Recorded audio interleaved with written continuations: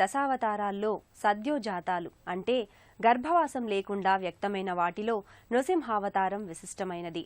మృగము కాకుండా, మనిషి కాకుండా నరజంతు సమ్మిళిత రూపంలో స్వామి ఆవిర్భవించాడు. అవతరించిన మరుక్షణమే దుష్ట శిక్షణకు సమాయత్తమై భక్త వాత్సల్యమూర్తిగా ప్రహ్లాదుణ్ణి అనుగ్రహించాడు. అలాంటి నృసింహస్వామి ఉభయ తెలుగు రాష్ట్రాలలో ఆవిష్కారమై తన మూర్తిమత్వాన్ని చాటుకున్నాడు. ఆ పరంపరలో తెలంగాణ రాష్ట్రం నిజామాబాద్ జిల్లా ఎడపల్లి మండలంలోని జానకంపేట గ్రామంలో శ్రీ లక్ష్మీ నరసింహస్వామి వేంచేసి ఉన్నాడు. ఈ క్షేత్ర విశేషాల్ని నేటి తీర్థయాత్రలో తిలకిద్దాం.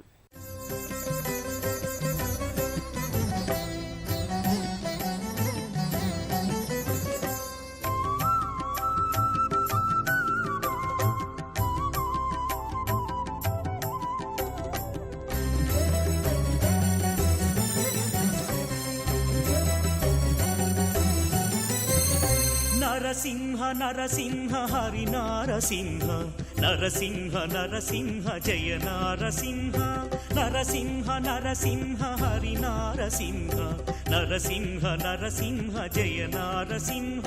నమో నారసింహ లక్ష్మీ నారసింహ, నమో నారసింహ లక్ష్మీ నారసింహ.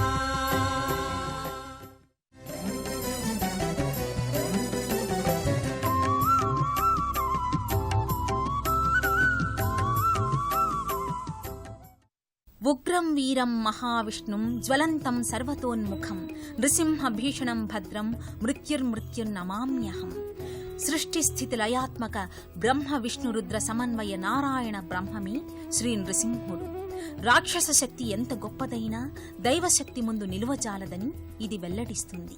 అందరి మొరల్ని ఆలకించిన స్వామి ప్రశాంతత చెంది ప్రశాంత లక్ష్మీ నరసింహునిగా, సాలగ్రామ లక్ష్మీ నృసింహునిగా జానకంపేట గ్రామంలో కొండపై ఆవిష్కారమయ్యాడు.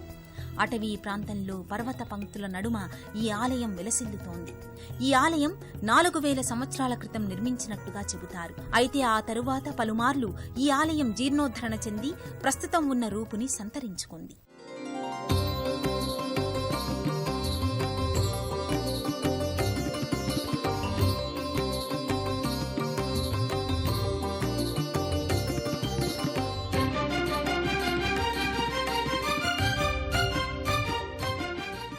జానకంపేటలోని శ్రీ లక్ష్మీ నృసింహస్వామికి ఎంతో ప్రత్యేకత ఉంది. స్వామి మూల విరాట్ విగ్రహం నాభిలో సాలగ్రామం ఉంటుంది. అందుకే ఈ స్వామిని సాలగ్రామ నృసింహునిగా భక్తులు ఆరాధిస్తారు. మనిషి బుద్ధి బలానికి, సింహం దేహ బలానికి సంకేతం. అలా రెండు శక్తుల కలగలుపు వల్ల భీకరాకృతిగా వ్యక్తమైన స్వామి ఈ క్షేత్రంలో సుప్రసన్న మూర్తిగా ప్రకటితమవుతాడు. శ్రీమత్ పయోనిధి నికేతన చక్రపాణి భోగేంద్ర భోగి మణిరాజిత పుణ్యమూర్తి యోగేశ శాశ్వత శరణ్య భవాబ్దిపోత లక్ష్మీ నృసింహ మమదేహి కరావలంబం. లక్ష్మీ నృసింహుడు ఎంతటి ఉగ్రమూర్తో అంతటి భక్త సులభుడు.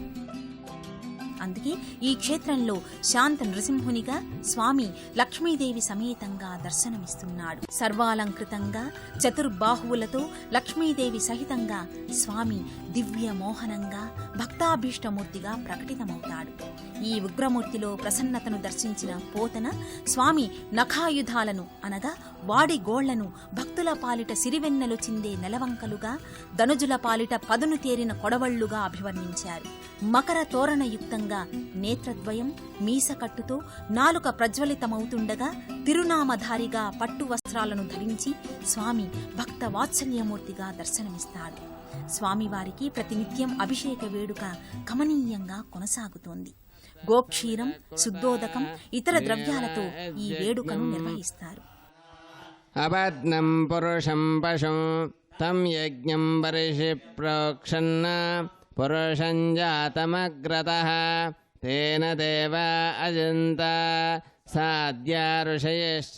హిరణ్యకశిపుని సంహరణ కోసం విష్ణువు నరసింహునిగా వ్యక్తమైన సందర్భంలో ఉగ్రమూర్తిగా స్వామి గోచరించాడంటారు. ఆ తర్వాత ప్రహ్లాద వరద నారసింహునిగా దర్శనమిచ్చాడని చెబుతారు. ఆ నరసింహమూర్తే శాంత నృసింహునిగా ఇక్కడ నెలకొని ఉన్నాడు. హిరణ్యకశిపుని సంహారం తరువాత ఈ శిఖరంపై స్వామి సేద తీరాడని చెబుతారు. స్వామికి ఇక్కడ ఎంతో మనశ్శాంతి కలిగిందని చెబుతారు. సకల దేవతలు మునిశ్రేష్ఠులు స్వామిని సన్నుతి చేశారు. సప్త ఋషులు అష్టదిక్పాలకుల్ని ఆవాహన చేసి వారి నుంచి సాలగ్రామాన్ని వరంగా అందుకున్నారు. స్వామి మూల విరాట్లో ఈ వరప్రసాద సాలగ్రామం భాసిల్లుతోంది. అష్టదిక్పాల వరప్రభావం చేత ఈ క్షేత్రంలో అష్టముఖ కోనేరు ఏర్పడింది. అష్టముఖాలుగా ఈ కోనేరు విలక్షణ కట్టడంగా అలరారుతోంది. ఈ తరహా కోనేరు మరెక్కడా లేకపోవడం విశేషం. అష్టాక్షరీ మంత్రమైన ఓం నమో నారాయణాయ అనే దివ్యాక్షరాల్ని స్మరిస్తూ ఈ కోనేరులో స్నానమాచరిస్తే విశేషమైన ఫలితాలు సిద్ధిస్తాయని చెబుతారు. ఈ కోనేరులో జలరాశి ఎప్పుడూ తరిగిపోకుండా ఉండటం మరో ప్రత్యేకత. అష్టముఖ కోనేరులో పుణ్య స్నానాలను ఆచరిస్తే అష్ట కష్టాలు తొలగి అష్టైశ్వర్యాలు సిద్ధిస్తాయని ప్రతీతి. నీలాంజన సమాభాసం రవిపుత్రం యమాగ్రజం ఛాయామార్తాండ సంభూతం తం నమామి శనైశ్చరం అంటూ శనిదేవుణ్ణి భక్తులు ఆరాధిస్తారు. జానకంపేట నృసింహస్వామి సన్నిధికి అష్టదిక్పాలకులు వచ్చి పూజాధికాలు నిర్వహించడం వల్ల ఈ క్షేత్రం అష్టదిక్పాలక క్షేత్రంగా అలరారుతోంది. శనివారం అమావాస్య, శనివారం అష్టమి తిథులు కూడి వస్తే ఈ క్షేత్రానికి ఆయా రోజుల్లో భక్తులు విశేషంగా తరలివస్తారు. జానకంపేటలోని శ్రీ లక్ష్మీ నృసింహస్వామి వారి సన్నిధి శనిగ్రహ దోష నివారణ క్షేత్రంగా కూడా ఖ్యాతి పొందింది. సాలగ్రామ నృసింహస్వామిని దర్శించుకున్న భక్తులకు ఎలాంటి శని దోషాలు కలగవని శనిదేవుడే అభయమిచ్చినట్లుగా చెబుతారు. శనిగ్రహ దోష నివారణ పూజలు, ప్రక్రియలు ఈ క్షేత్రంలో అనాదిగా కొనసాగుతున్నాయి. స్వామి దర్శనం చేసుకోవడానికి ముందుగా అష్టదిక్పాలక కోనేరులో స్నానమాచరించి శనిస్మరణ చేసి తదనంతరం గర్భాలయానికి చేరుకుని స్వామిని దర్శించుకున్న వారికి శని దోషాలు సోకకుండా చేస్తానని శని మహాదేవుడు వరమిచ్చాడని చెబుతారు.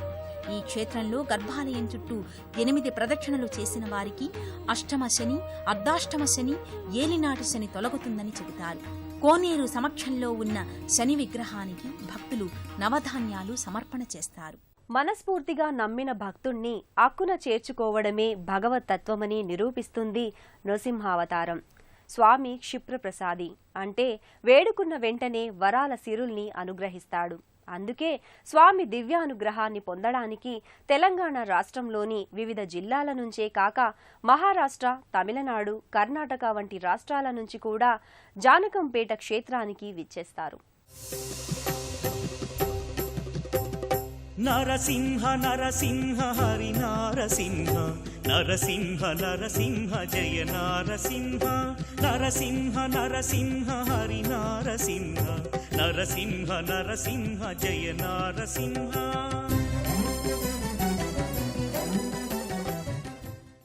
జానకంపేట శ్రీ లక్ష్మీ నృసింహస్వామి వారి ఆలయ సమీపంలో ఉమామహేశ్వర ఆలయం కూడా నెలకొని ఉంటుంది. శివ పంచాయతన సన్నిధిగా దీనిని వ్యవహరిస్తారు. శివకేశవుల అభేదానికి ఈ ఆలయం ప్రత్యేకం. ఉమామహేశ్వరుడు ఈ క్షేత్రానికి క్షేత్రపాలకునిగా వ్యవహరిస్తున్నాడు. ఉమామహేశ్వరుడు ప్రత్యేక ఆలయంలో భక్త సులభ దైవంగా ప్రకటితమవుతున్నాడు. పార్వతీదేవి సమేతంగా ఈ క్షేత్రంలో అలరారుతున్నాడు. శివ పంచాయతన సన్నిధిగా కూడా ఈ ఆలయాన్ని పేర్కొంటారు.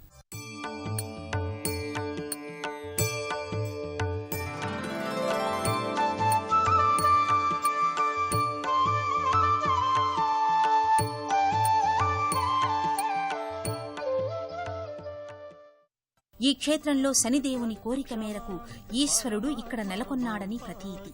జానకంపేట లక్ష్మీ నృసింహస్వామి ఆలయ ప్రాంగణంలో విరాట్ రూప హనుమ, శ్రీ వెంకటేశ్వర స్వామి, దత్తాత్రేయ స్వామి, అయ్యప్ప, షిరిడీ సాయి భారీ విగ్రహాలు భక్తుల్ని ఆకర్షిస్తాయి. అలాగే త్రిమూర్తుల విరాన్మూర్తులు కూడా ఇక్కడ అదనపు ఆకర్షణ. సర్వాభీష్టప్రద భారీ గణపతి విగ్రహాన్ని దర్శించుకుని భక్తులు పూజించుకుంటారు. నరసింహ నరసింహ హరి నారసింహ నరసింహ నరసింహ జయ నారసింహ నరసింహ నరసింహ హరి నారసింహ నరసింహ నరసింహ జయ నారసింహ. నమో నారసింహ లక్ష్మీ నారసింహ నమో నారసింహ లక్ష్మీ నారసింహ. దుష్ట శిక్షణ శిష్ట రక్షణ ప్రధాన హేతువుగా అవతరించిన నరసింహుణ్ణి ఆశ్రయించడం సకల భయ నివారకం, సచిదానందకారకం, సన్మంగళదాయకం, ద్వంద్వాతీత స్థితికి జగత్ వ్యాపకత్వాన్ని ప్రకటించిన శ్రీ లక్ష్మీ నరసింహుని అనుగ్రహాన్ని సదా ఆకాంక్షిద్దాం. మరో క్షేత్ర సందర్శనంతో తీర్థయాత్రలో కలుసుకుందాం. నమస్కారం.